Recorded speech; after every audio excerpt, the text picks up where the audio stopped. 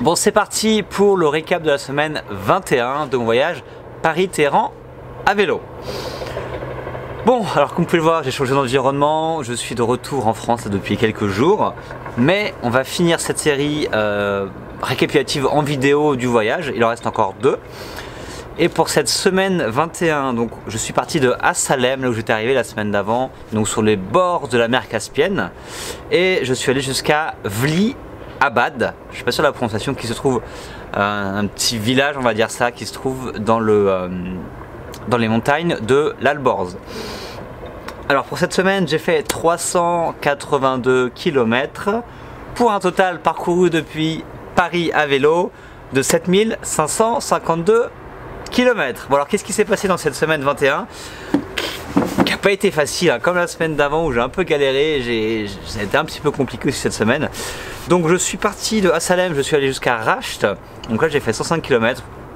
105 km assez où c'est pas passé grand chose, c'était plat, j'ai longé un peu la mer et je suis rentré après dans les terres pour aller sur Rasht.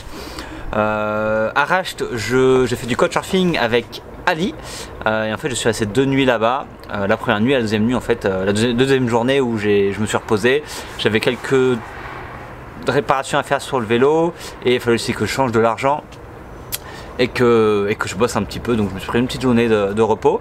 Ensuite de Rasht, je suis allé à Lahidjan, ou Lahidjan, je sais pas trop comment on prononce, donc là j'ai fait 49 km, donc une petite journée, j'ai fait rouler que l'après-midi en fait, et ce qui s'est passé c'est qu'en arrivant à Lahidjan, je pensais que je trouverais un hôtel, en fait j'avais rien réservé, j'avais rien prévu, mais j'ai vu qu'il y avait quelques hôtels dans la ville, donc je pensais que ça allait être bon. Je suis arrivé vers 17h30 à peu près, 18h, il commençait vraiment à faire nuit, donc je vais dans un hôtel. Ils me disent qu'il est complet, un deuxième hôtel il est complet, un troisième hôtel il est complet. Et en fait il y a un mec en anglais qui me fait comprendre en gros que tous les hôtels de la ville sont complets parce qu'en gros il y a une sorte d'événement, c'est le week-end, tous les Iraniens sont venus pour passer le week-end ici. Donc du coup il n'y avait pas du tout de chambre d'hôtel. Donc là je me suis retrouvé 18-19h un peu comme un con dans la ville à pas savoir où aller. J'avais pas du tout d'autres de couchsurfing, j'avais aucun contact. Mais par miracle, comme souvent, ça arrivait sur ce voyage, j'ai une bonne étoile qui m'a suivi. Il y a une dame en fait dans l'hôtel qui m'a entendu et du coup qui parlait un petit peu anglais, qui a voulu m'aider. Donc je dis ouais c'est compliqué, je sais pas où dormir, je voyage à vélo depuis Paris, etc. Donc je lui explique la situation et en gros elle se démerde, elle appelle des gens et elle m'a trouvé... En gros, elle m'a trouvé une chambre dans une résidence étudiante, donc pour des garçons parce que c'est séparé évidemment en Iran. Donc elle m'a dit bon je t'ai trouvé un truc, viens avec moi. Je fais ok, je la suis, je ne savais pas du tout où j'allais, donc je la suis pendant 5-10 minutes à pied.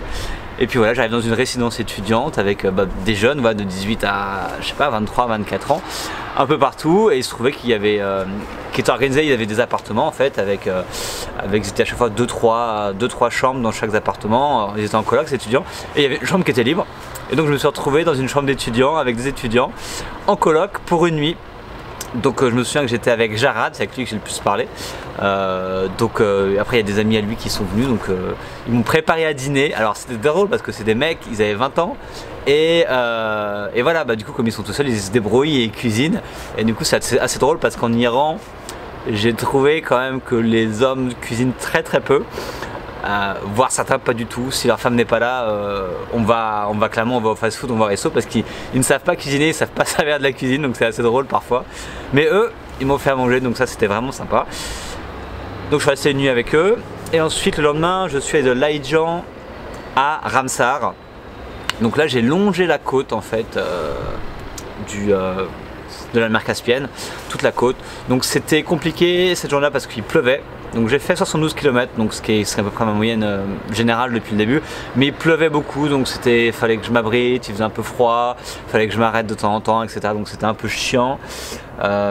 Et puis la route en fait était pas jolie. Moi je m'attendais à une route vraiment le long de la mer, qu'elle allait être sympa, mais en fait c'est construit de partout, il y a des villes, des villages de partout. Tu vois très rarement la mer à gauche, tu voyais très rarement les montagnes à droite, et donc en fait c'était juste une grosse route, une 2x2 voies, une 3x3 voies de temps en temps, avec juste des bâtiments autour très gris, avec beaucoup de passages, beaucoup de camions, donc pas agréable du tout à rouler, et juste j'ai tracé en fait, il n'y avait rien à faire, c'était tout droit sur du plat, donc j'ai tracé, c'était pas vraiment agréable. À Ramsar je me suis pris un hôtel pour me reposer tranquillement, de toute façon il pleuvait, j'avais aucun plan, donc voilà, j'ai pris un hôtel. Ensuite de Ramsar je suis allé à Chalousses. Donc là, une route similaire à la veille, pas mal de pluie, des averses, du plat, la grande route. Donc une journée chiante, franchement, 2 journées vraiment pas terribles sous la pluie. Et là par contre j'avais un hébergement en couchsurfing que j'avais prévu à Rasht. Et donc c'est Neda, donc une fille iranienne qui avait 29 ans. Qui m'a hébergé, donc il faut savoir que c'était assez unique dans le sens où c'était une femme qui était divorcée et qui vivait dans son appartement toute seule, et donc du coup c'est un truc assez rare en Iran, mais du coup elle accueille des gens en couchsurfing et ça lui plaisait vachement.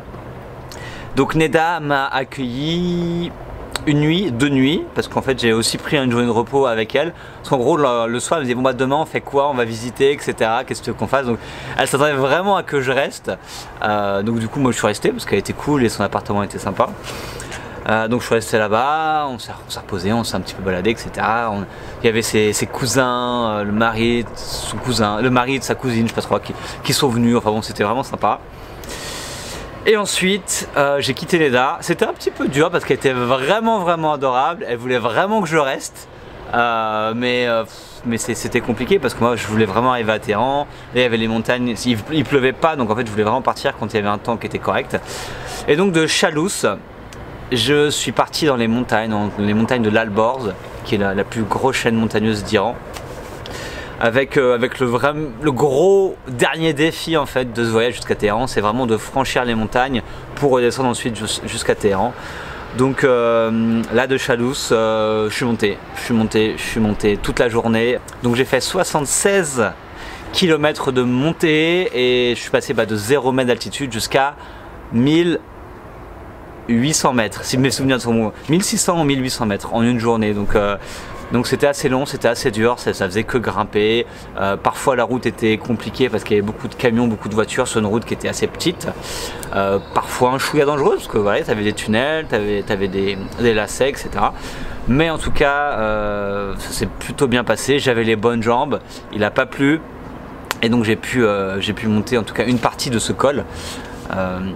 Jusqu'à Vliabad. Donc en fait Vliabad, encore une fois j'avais pas de logement, donc je suis arrivé, il faisait noir. J'ai trouvé une sorte de petit village avec des magasins, donc je commençais à demander à tout le monde où est-ce que je pouvais dormir, est-ce qu'il y a des hôtels, etc. Et par chance il y a un mec qui m'a hébergé chez lui, donc il m'a dit vas-y viens avec moi. Donc il avait sa voiture, je l'ai suivi un petit peu pendant 10 minutes et ensuite j'ai dormi chez ce monsieur dont j'ai pas noté le nom, je suis pas très rigoureux, je l'ai marqué quelque part mais pas là-dessus. Mais un bonhomme sympa qui s'occupait, il faisait un peu partie de la D2 locale qui s'occupait des routes, etc. Et donc il m'a hébergé chez lui. Bon, c'était un peu... on dormait à 3 dans un petit salon qui avait la cuisine à côté. C'était modeste, mais en tout cas c'était bien, il faisait chaud. Donc moi j'ai mis mon petit tapis, j'ai dormi et puis le lendemain je suis reparti. Donc voilà pour cette semaine 21 qui a été... pas ouf, hein. La pluie était pas terrible, la route était pas terrible. Bon, j'ai eu quelques autres sympas du coup, donc Neda était sympa, Ali était sympa aussi sur Rasht. Mais voilà, je commençais à être un peu fatigué. Lassitude, vraiment je voulais arriver à Téhéran, donc là un petit peu de lassitude pour cette semaine 21. Et en tout cas la semaine prochaine, ce que je vais vous raconter, ce sera la fin de la montagne, l'arrivée à Téhéran et la fin du voyage en Iran, parce que je suis resté en Iran aussi.